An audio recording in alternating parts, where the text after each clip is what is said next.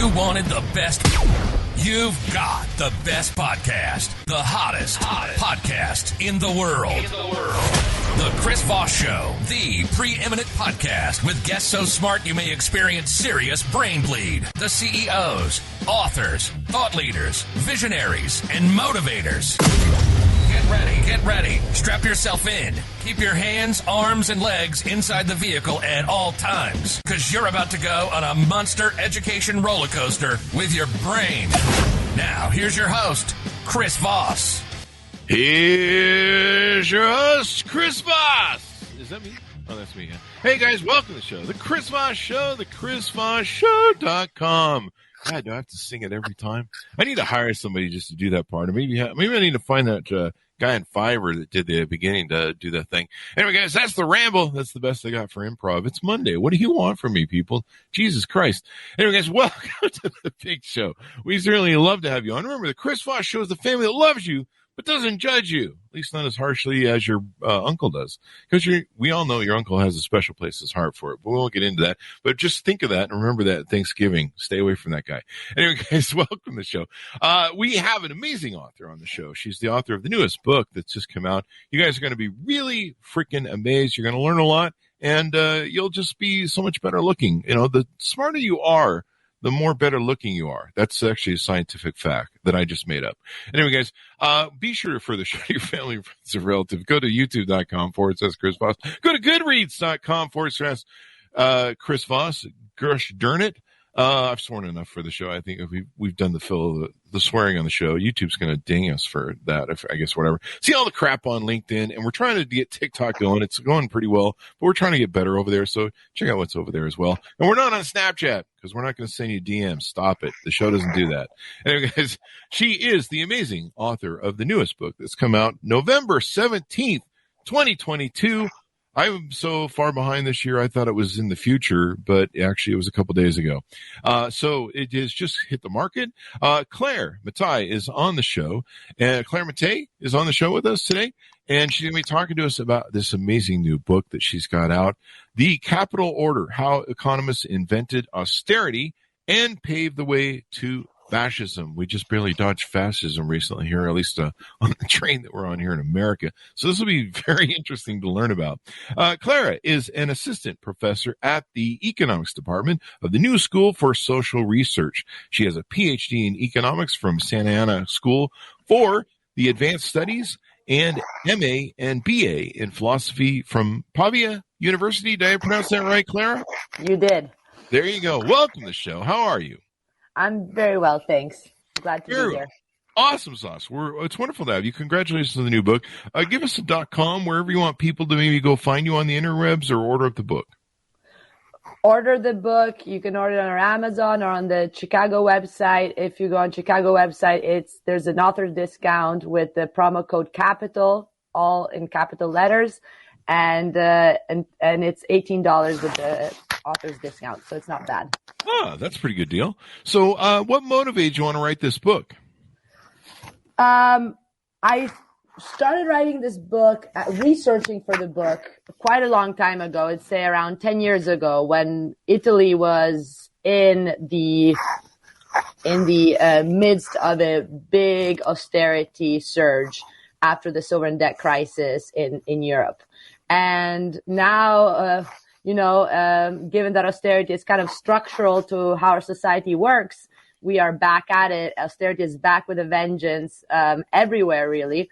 In the UK is hitting particularly hard. When I talk about austerity, what I'm talking about is the hikes in interest rates that we've been seeing happening all over the globe, Fed leading the line, and to get combined with cuts in the social sector. So we know that, for example, the Chancellor of the Exchequer that just announced that they're going to cut on healthcare, on schooling. We know that the Republican Party has already made it clear that they want to cut back on Medicaid and Medicare.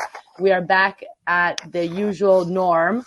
And this is combined, of course, with industrial austerity, which is all about the directly attacking labor unions, repressing wages, and especially privatizing, opening up to the market.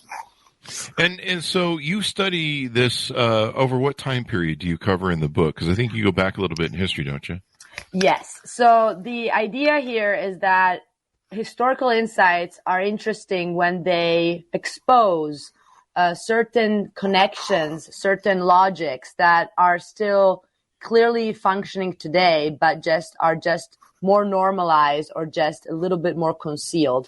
So what I look at is the period immediately after the First World War. So we're talking about the years 1918, 1920, in which we were experiencing, similarly to today, very high levels of inflation that were triggering social upheaval and the breakdown of the common narrative by which our economic system is the most efficient and the only possible one. So in that historical moment, I look at especially Britain and Italy, but this was true also for the United States and many other countries in the world. What was happening is that people from the bottom were organizing to imagine an alternative future for our society. From the bourgeoisie to the workers, everyone thought capitalism was over. So it was a real existential crisis of the system. And why? Well, because people were fundamentally disputing the capital order. And by the capital order, I mean the fundamental social relation that governs all of us, by which the majority is forced in order to make a living. So in order to eat, sleep, go to school, get cured at the hospital, is forced to have some money in their pockets that comes from getting paid as a wage worker. So selling one's labor power in return for a wage. This, which is normal for us, we rarely dispute it, right? Sometimes I tell my students, do you even recognize that this is happening? It's just part of our lives. Is not a natural fact. And at that historical moment, people were realizing that it was actually quite of an exploitative trap, and we could think about a society that was actually run by sovereign producers, self-management of industry. And this came with the dispute of the other big pillar of our system, which is the private property of the means of production. This also says that inflation triggers demands for social change. And that was happening very robustly then. And what happened was that is actually then that austerity, as we still know it today, was invented in order to tell everyone, we're sorry, this cannot happen. You have to just accept the status quo as it is and foreclose alternatives to our system. So experts in power were well aware that while they have us think that wage relations and private property of the means of production are natural givens, they know it's not the case, that it's a social construction, that it needs protection. And this is where austerity played a huge role since 100 years back up to the present in kind of forcing us all to imagine no alternatives for ourselves, but to get paid low wages in precarious conditions. And the austerity motto is consume less, produce more. In fact, everyone in this planet, except for a tiny minority of inhabitants, is forced to accept this motto, which has become completely parts and parcels how we live our daily lives. There you go. So let's establish a few things, because austerity is a big word for most people. It is for me. In fact, I had to look it up because I went to public school. Is it with the definition of austerity that you're using in the title of the book? Difficult economic conditions created by government measures to reduce budget, especially by reducing public expenditure. Does that sound like the right definition that we have for austerity there? Yeah. And I would say, though, to not focus just on reduction in public expenditure, because here the problem is that if you look at the aggregate, in the United States, we're spending a lot of money. And this money is going, for example, in the military sector. So the United States are spending in 2021, so even prior to the war in Ukraine, we were spending $800 billion, which is 3.5% of the GDP. On schools, K through 12, federal government spends only $66 billion, which is 0.26% of our GDP. So we see that the problem here is not like how much money is spent in the aggregate. The problem is where resources are spent. So I would say that fiscal austerity is about shifting resources from the social sector, the benefits, schooling, housing, you name it, to the saving, investing minority, or to specific, the military industrial complex is a bit of industry that benefits the usual suspects. So austerity is about where you spend. So it's about taking away money from what entitles us as human beings, and where you take the money from. And actually, the case is that the United States has structural austerity there because we are a country governed by regressive taxation. And by regressive taxation, I mean the fact that in relative terms, workers are taxed more than the higher brackets. So this is something that happens through increases in consumption taxes, which of course we all pay the same, notwithstanding our income. And of course, thus it weighs more on people who have lower incomes, and cuts at the top, for example, cuts in corporate taxes, which was one of the big reforms, of course, of the Trump administration. Yeah. So that's a fiscal austerity. But I talk about austerity as a trinity. So it's not just fiscal austerity. It goes with monetary austerity. So again, making money more expensive, interest rate hikes, which is typical policy right now of all central banks in the world. And then industrial austerity, once more about privatization, which increases our dependence on the market, and wage repression, deregulation of the labor market to make labor more precarious and more subject to the laws of supply and demand. Wow. So we're going through an interesting time right now. With austerity, I mean, is there a person behind this? Is it just something that comes out of the patterns? I mean, is the central banks around the world, the Federal Reserve in our case, responsible for promoting austerity? Is there an intent there where like, hey, we're going to create some austerity, or how does it work? Is there like some guy behind the, some Illuminati? Don't believe in the Illuminati people, stop it. But you know what I mean? Is there somebody, that's really kind of in control of this that has maybe some evil intent, or is the intent good and the result is bad, as intents go? That's a very important and complex question. So first of all, it is important to point out that austerity is really, I think, the emblem of how non-democratic advanced capitalist countries are, in the sense that normal citizens don't make decisions that regard the macroeconomic management of the economy, especially monetary decisions, because it's left to independent central banks that are not democratically elected, and these officials keep decisions all to themselves. And of course, this is not something, again, that we should accept as a fact. It was once more constructed institutionally, and it was constructed exactly starting from 100 years back, when once more, after the First World War, people were demanding greater say in how to run the monetary question. And they were always blocked out of the decision-making process with the idea, no, central banks will not be nationalized. We will keep them independent. Why? Because only if they're independent can central banks, as one of my protagonists put it, Ralph Hawtrey, a big economist at the Treasury, can central banks never apologize, never regret, and never explain, which is exactly what we're seeing today. So about intentions or not intentions, clearly austerity is my argument in the capital order is that austerity is structural to the system. The system only can function smoothly in delivering economic growth and capital accumulation if the majority accepts hard work and low consumption while accumulation happens at the top.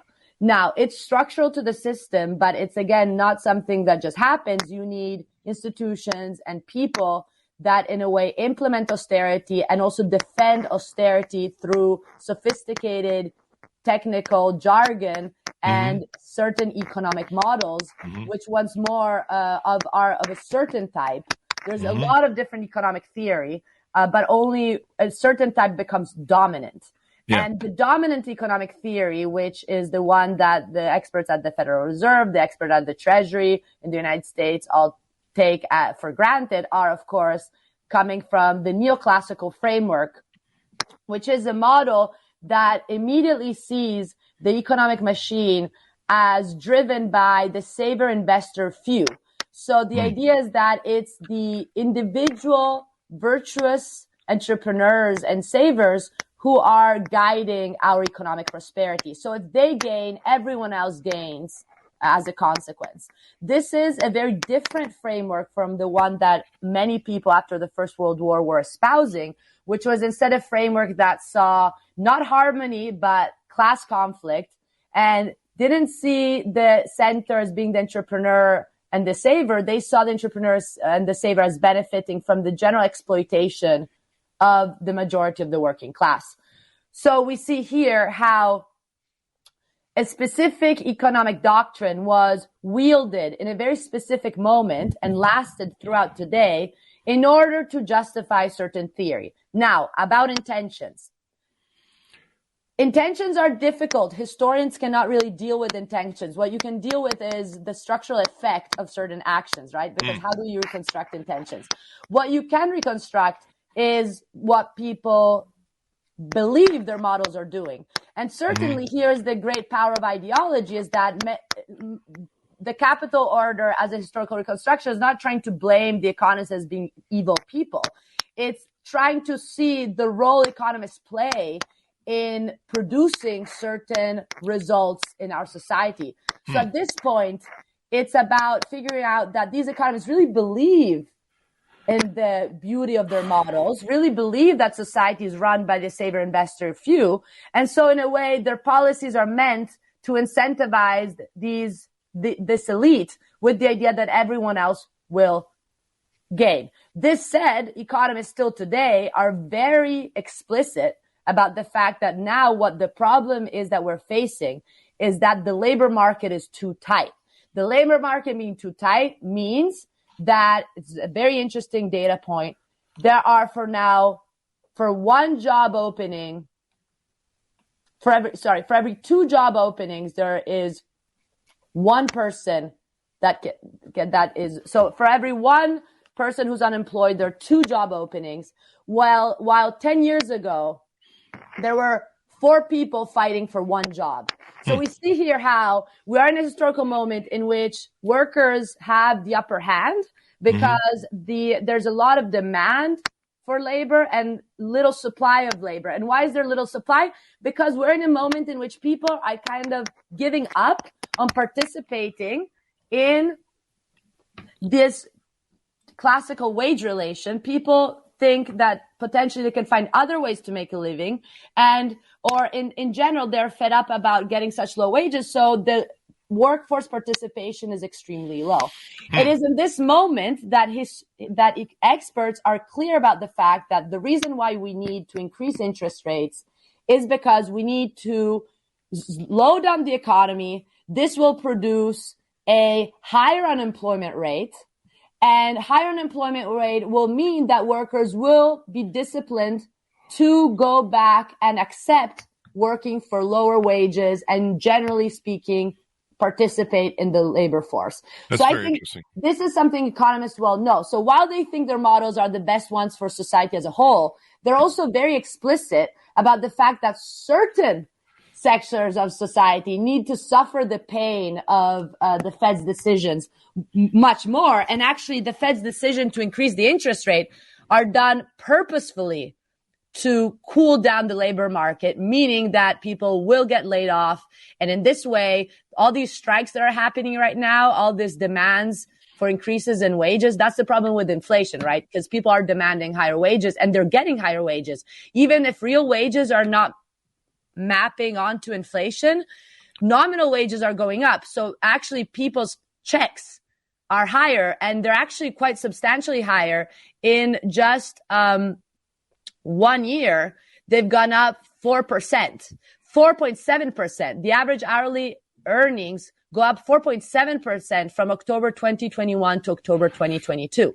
Just this month, from September to October, wages climbed of 0.4%. So here we're seeing once more that this, combined with the labor militancy, there's a lot of strikes going on in the United States, even if people don't like to talk about it. My school, at the new school, for example, part-time teachers are on strike now. They got a good offer, actually now, after days of strike. And there's a great indicator. There's a labor action tracker that you can find from Cornell University that tracks real time all the labor struggles that are going on in the United States. And right now there are 621 labor actions in 949 locations. So it's a very cool map. And you see that the hub is the California area, the Chicago area, the New York area. And this, I think, is interesting to figure out that the intentions here is clearly that of cooling down the heated labor market, which means that in a way we need to silence the workers. Okay. A lot to unpack there. So let's see here where I had a million questions. So do you think the intent and we're getting a lot of mic clipping, Clara, if there's something you can do with that mic to keep it from getting hit. Please. Is the intent, how much of this is attached to what we call neoliberalism? We don't have a mic now, Clara. I think you need to change your settings. I was muted. Now you can hear me. Yes? Yes. There you go. Great. I took away the headphones, so hopefully the sound is better. So how much is it to do with neoliberalism? So the reason why I wrote The Capital Order was also to try to question a little bit the overuse of the term neoliberalism. Why? Well, because there's somehow intrinsic in the idea of saying it's about neoliberalism. There's a sense by which neoliberalism is a phase, an exception to a potentially virtuous norm, which is capitalism in general. So in this sense, the idea in the Capital Order is that we can talk about austerity capitalism rather than focusing on neoliberalism, which supposedly is a phase that starts from the 1980s up to today. So the idea is that austerity is much more structural to capitalism, and it's not just about the neoliberal phase, and that we need to thus start rethinking, I think, in these terms, the potential for reform of the system itself. I think capitalism has, and not just me, a lot of other economists think that capitalism has intrinsic limits. It's not as flexible as many progressive minded people have us think. There's a very big limit to how much welfare expenditures can increase. Why? Well, because if you increase welfare expenditures, people start consuming more, and this will, in fact, impact inflation. And we know that monetary stability is a very important point for our economic system. The market can't function if money is unstable, as we're seeing today. It's a big problem, inflation. Yeah. Secondly, if the welfare state is too big, then again, people might start questioning, as they kind of did during the pandemic. They just received checks in their mail, and they could live off of money given to them just as being entitled as human beings. At this point, of course, they might start questioning, why should we, in fact, go work for such low wages and participate in the labor force? So we see here that historically, the welfare state has functioned to, in a way, let's say the word is subsidize private investment. So what the private employer was not willing to do because it was too costly, then the state came in and, for example, offered education to the workers, infrastructures in the forms of roads and healthcare. There's a big scandal about how many employees at Walmart are living on all the state benefits. So the state has been, in a way, subsidizing the private sector, but the state cannot just expand this function too much, because it might instead imperil the private investment, because people might, if they realize that it's a political choice to give them or not give them resources, they might start questioning the very foundations of the society we're in, which is actually founded on wage labor, by which people go work for a private employee. So there's a clear limit to that. And I think the idea that we should not just be critical of neoliberalism, we should be a little bit more critical about how our system runs generally, is part of the message in the Capital Order. Okay. we live in almost an oligarchy, and we've seen our march towards fascism. I mean, we saw the same rise of what leads to fascism in Italy, in Germany, and other places. Pinochet. You look at any sort of either a populist rise of fascism, authoritarian, or whatever, and it usually leads from the struggle of the middle class or the struggle of the class of people that are the common people. Let's just call them that, I guess, everybody who isn't rich, and the embracement of fascism is the blowback from the quashing of that. Do I have that correctly in an analogy? So I think we can distinguish, correct, but I think we should we could be more precise in the sense that there's cases and cases. The case I go through in the capital order is the founding moment of fascism. Mussolini's Italy, Benito Mussolini, was actually the Duce, the man who who founded the very idea and word fascism. And in this case, what you saw is that actually he came to power to implement austerity. He gained justification for his regime and strengthened his rule, thanks to being the best student of austerity. So he comes to power in 1922. In that moment, he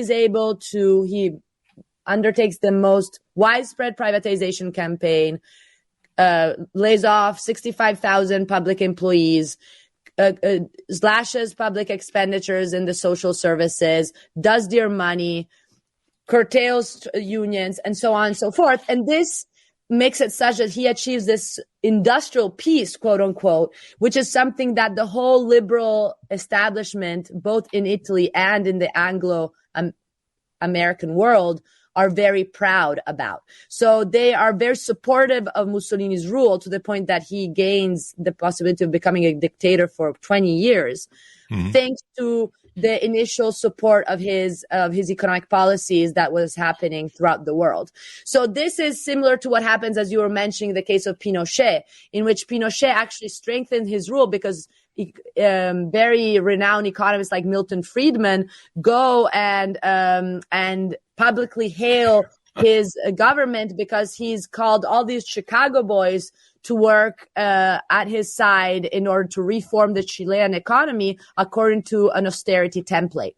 So there are cases like this. There's the case of Suharto's dictatorship in Indonesia with the Berkeley boys. So this, I would say, this coupling of fascist authoritarian governments with economic expertise, and the fact that economic experts in these historical contexts find the best possible opportunity to directly implement their economic models without having to, to deal with any public rebate or public opposition.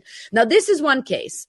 And this is where, I think this is important, we see similarities with the supposed democratic representative democracies, because actually at the same time when Mussolini was in power doing austerity through an authoritarian state, Britain, the cradle of parliamentary liberalism, was doing the same through the means that we're seeing right now today in the United States. How? Well, tweaking the dials of macroeconomic management, which were still in the hands of these economic experts.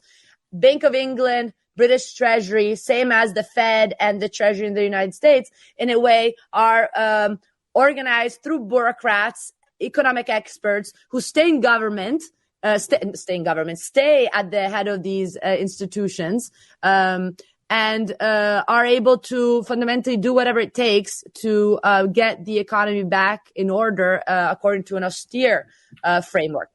So this is one type of fascism, the austerity fascism that is always very popular with the liberal elite.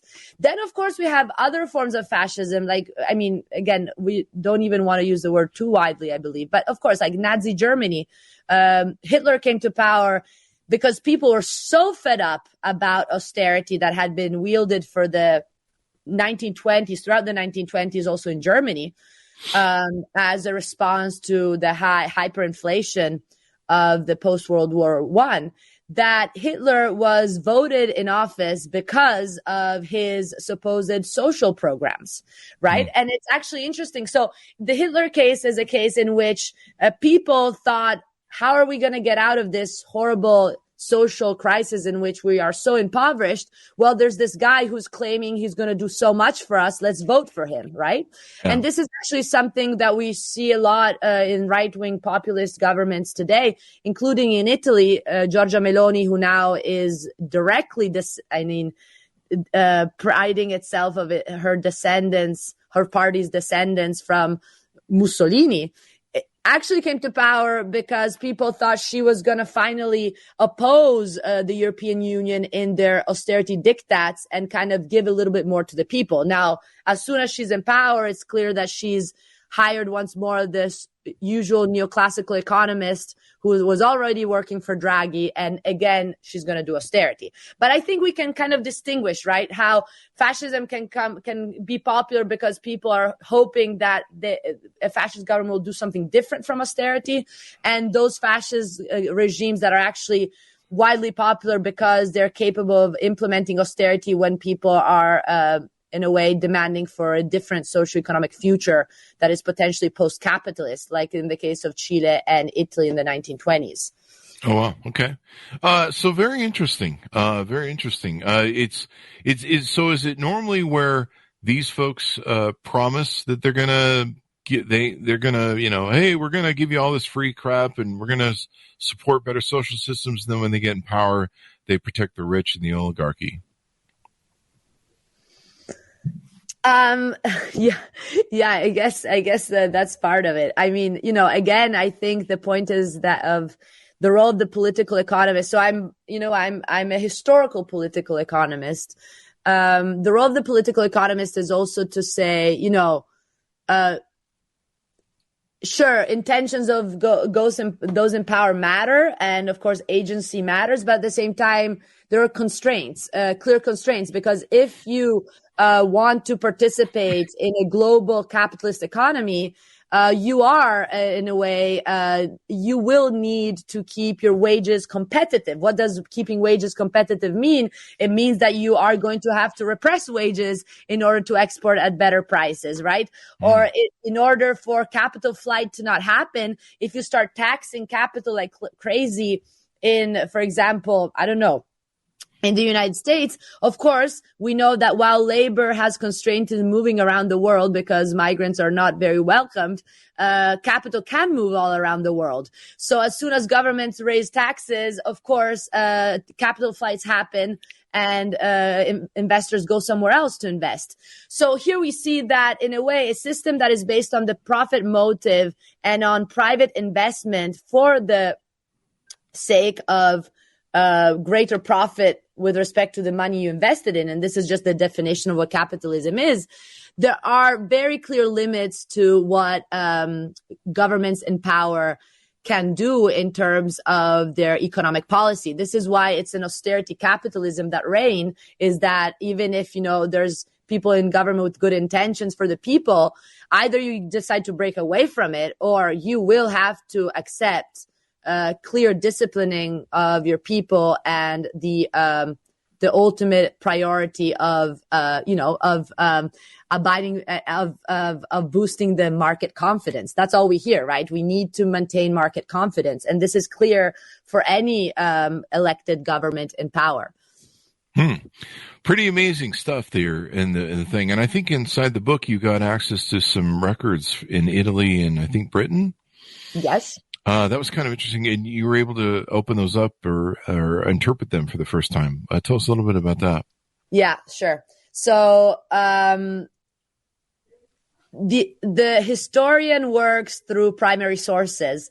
So a historian does an interpretative job, right? So that's why it's important to not only base one's understanding of history through the work of other people, so secondary sources, but go directly to the documents, because you might see something that others before you have either not noticed or purposefully ignored. So what have scholars had not noticed so far, and that's the capital order does show is that in the archives of, for example, the Foreign Office in Britain, or in the archives of the Bank of England in Britain, and in the archives of the National Archives of the Italian government in Italy, what you see there is that there is a commonality of intents. So I think that's very interesting, is how these primary sources disclose the clear class war in which all of the elite and especially the economic experts were participating in after the First World War, and how they were very well aware of the threat to the capital order, and they were acting explicitly to protect capital as the foundation of our society.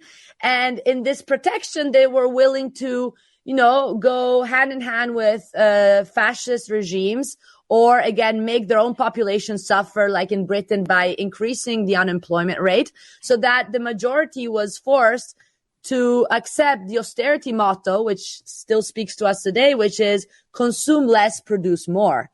In order for the system to work, the majority has to accept to consume less and produce more. We see that as soon as people start consuming too much, then we say, oh, the inflation is going up. As soon as people decide, maybe to break away from labor force participation, the system is in crisis again. So what's cool is that if you look at primary sources, you're not making things up. But you're also not relying on other historical accounts that have put into place in order to justify our current society. A lot of historians, like a lot of economists, tend to justify this status quo by telling a narrative about the history that is functional to the present. The ambition here in the capital order is to tell a history of the past that can instead help us look critically at the present, and especially give us also imagination for alternative ways of organizing production and distribution. This is why the first part of the book is all devoted to these different experiments that emerged after the First World War, practical cases of how you can think about our world run differently. And the second part, instead of the capital order, shows how, of course, there is immediate counteraction. There's immediate call to arms of the experts and state elite to wield the state in favor of austerity and kill the ambitions for an alternative future. There you go. Well, this is very interesting. People should definitely check out your book. Anything more you want to plug in the book before we go out? I think I just would like to send a message to the general American audience, which is try to find critical sources that avoid giving you a sense that we are stuck in society as it is. There is a lot of potential creativity. There's a lot of people that put effort in trying to change society from its foundations. And, I did a little part of this collective project, which is to give a sense of how history can speak to the present. But I think every one of us can actually collaborate. And these podcasts, the Chris Voss show, for example, is one other opportunity for people to reach out to information that is not, completely subject to the mainstream censorship, which is why they have us all just kind of sit back and accept what's going on. I think there's more and more thirst. I've been presenting my book all over the UK last week, and the new generations are so just excited to hear new thoughts, are so proactive in thinking about a better future for us all. And this is ever more necessary given the climate disaster that we're going to face. I don't think capitalism is reformable. Is more utopian to think of reforming capitalism than actually trying to rethink the foundation. This doesn't require a bloody revolution, as it's always thought. You can have revolutionary ends through constitutional means and through collective engagement at all levels, starting from neighborhood councils or just in general engagement with small participation in how we lead our economic lives. There you go. So order of the book, folks, it's called The Capital Order: How Economists Invented Austerity and Paved the Way to Fascism. Clara, it's been wonderful to have you on the show. Thank you so much for the opportunity here. There you go. And give us your .com so people can find you on the interwebs, please. I have Twitter, Clara E Mattei, and otherwise I'm trying to put together my own website, but it's not yet out. But you can find it then Googling my name, hopefully in the next couple of weeks. There you go. There you go. Well, thank you very much for coming on the show. Thanks, my audience, for tuning in. Go to youtube.com/Chris Voss. Go to goodreads.com/Chris Voss. All those places on the internet that you can find, we're there. Thanks for tuning in. Be good to each other. Stay safe, and we'll see you guys next time. Thank you.